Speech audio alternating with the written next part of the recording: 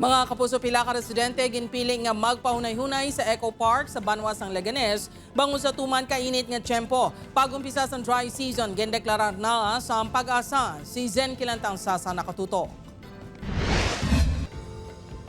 Tuman kainit ang nabatyagan sa mga residente diri sa Leganes, Iloilo. Ilabi na nga nagalabot sa 40 to 41 degrees Celsius ang heat index. Halin pa sang tinalikdan nga mga inadlaw. Bangod sini nagapangita ang pila ka mga residente sang lugar nga makapahunay-hunay. Gani ang iban diri nagpadulong sa Katunggan Eco Park. Hangin di tapos nami ang iya weather di sa mga init dem na.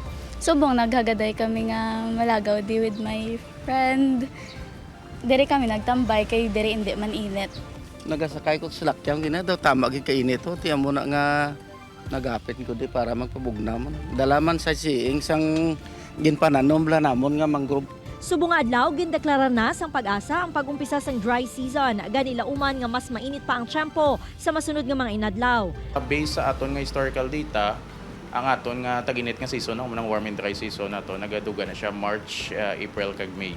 Ginapanugyan man sang health authorities nga likawan ang malawig nga pagpabulad sa adlaw nga posible magresulta sa heat exhaustion kag heat stroke. Suno sa pag-asa, apisar nga tig-ilinit na maeksperyensyahan sa gihapon ang pag-ulan bangod sang localized thunderstorms. Ginamonitor man sa pag-asa ang LPA nga posible magdala sang ulan sa rehiyon sa weekend. Upod kay Cirilo Renduque, Zen Kilantang Sasa, One Western Visayas.